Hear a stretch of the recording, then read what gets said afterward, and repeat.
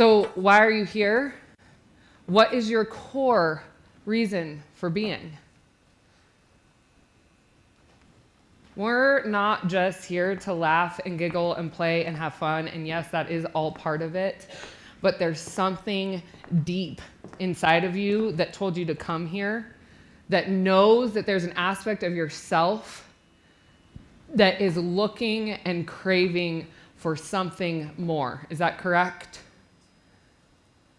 For me, my reason for meditation and to just explore a path of sobriety was because I was getting a 4.0, like no problem.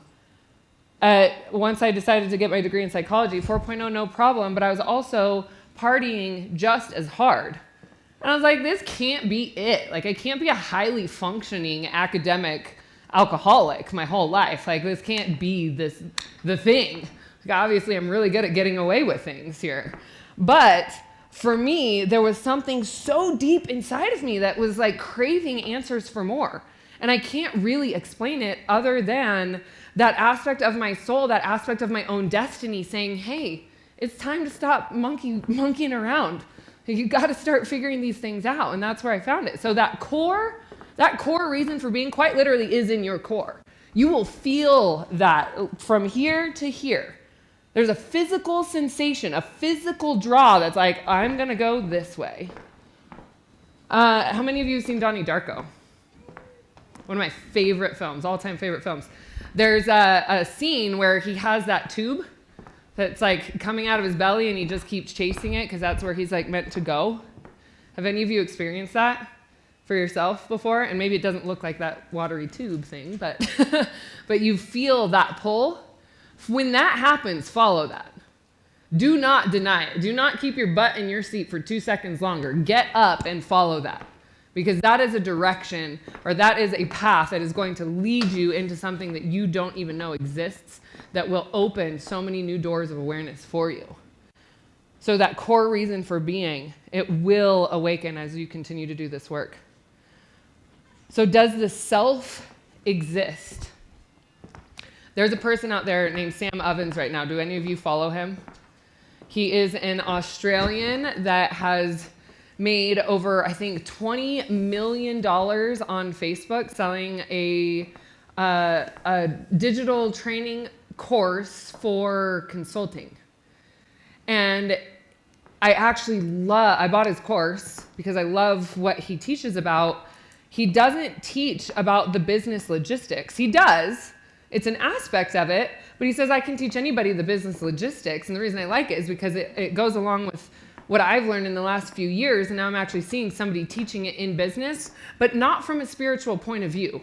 He does not take like the spiritual road about it at all. But what he's teaching is in fact very new level of conscious awareness of the idea of self.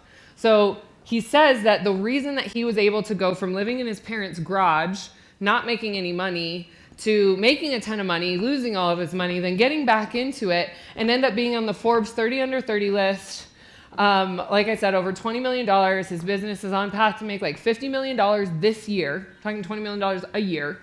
And his whole teaching about it is that he destroys the idea of self. And that's what he teaches his clients. That in order to be where you want to be, in order to be able to experience whatever sort of success you want to experience, you cannot be the version of that you are right now in order to do that. So we must allow these parts of ourselves to die, in essence, to change and shift the flow. Have any of you also tried to like read success books and tried to like get up consistently at 6 o'clock in the morning and have a set up morning routine and a power hour and all this stuff? Ugh. It's horrible. I cannot stand structure. It just doesn't work for me. Routine, get rid of it. Having a calendar in my phone was a huge step for me to be able to like see clients consistently. And it does help. It does help to have a rhythm, but for me to have that, that's not exactly what works for me. But creating my own dedication, my own ritual, I find that for me, meditating works best between about 1 and 3 p.m. That's when I'm alert. That's when I'm open to receiving messages. That's when I'm good. I'm also a snoozer. So I meditate between snoozes.